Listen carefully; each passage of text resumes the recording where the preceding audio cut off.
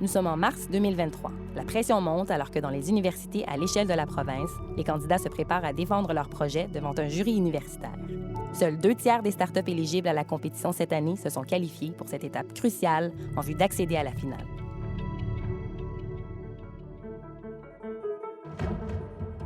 L'idée a germé de créer des bourses à partir de projets qui pouvaient émaner des universités un peu partout dans tous les campus. À chaque année, ça s'est amélioré. Aujourd'hui, c'est rendu des projets absolument extraordinaires. Au fil des ans, les bourses ont été un réel point tournant pour ces projets universitaires. Plusieurs sont aujourd'hui devenus des entreprises florissantes du paysage québécois. Ça explique pourquoi les candidats sont aussi fébriles, bien conscients que tout pourrait changer s'ils réussissent à décrocher l'une des bourses de cette 25e édition. J'ai été moi-même lauréate des bourses, puis ça a permis de financer notre premier prototype qui est aujourd'hui commercialisé. Puis on a pu même aussi embaucher nos premiers employés qui sont toujours avec nous dans l'entreprise. Ça permet d'arriver du point initial où on commence à songer à quelque chose à un point final qui dit « Wow, on a réussi pas mal plus loin. » Et si on n'avait pas eu ce petit incitatif-là, on serait peut-être jamais allé jusque-là. C'était le premier argent qui rentrait dans le compte en banque qui ne venait pas de nous-mêmes. On a eu l'occasion de faire notre première preuve de concept puis de venir justement se faire propulser vers notre prochain défi qui était de concrètement traiter des patients humains.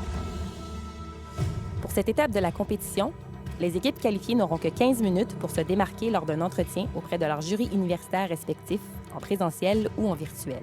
Leur mission? Convaincre 3 juges que leur projet a tous les ingrédients qu'il faut pour être désignés finalistes et représenter leur université à l'étape ultime. Quelles startups sortiront du lot? Découvrons les histoires inspirantes et les projets innovants de quelques candidats. Nous, on est vraiment au tout début de notre projet. C'est notre petit bébé encore.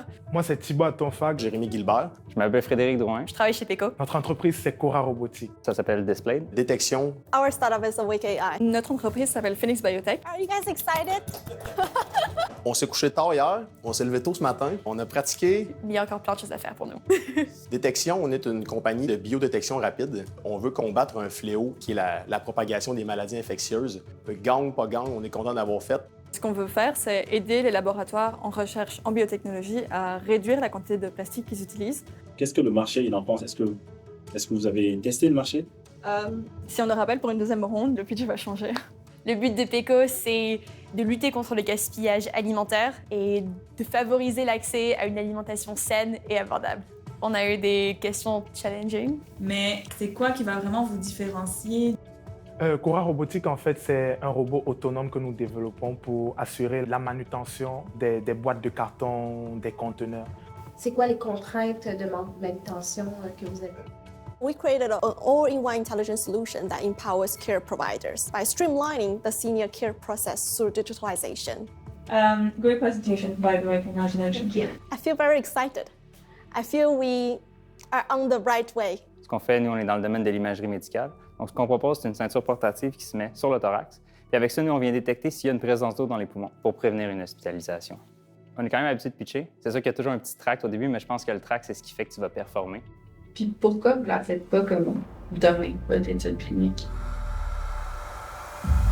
Maintenant, si on challenge. J'étais quand même dans la biologie, donc des réglementations, certifications extrêmement complexes. L'équipe de base avait l'air extrêmement motivée. Puis qu'il y a eu faut oublier tout ce qu'ils nous ont dit là sur papier, c'est beau, mais... Display d'abord. Ouais. Il était solide. Par contre, est-ce qu'il y avait des aviseurs? Je ne sais pas. Tu donnes 75 000 à l'équipe d'avant, ça fait une plus grande différence dans leur projet.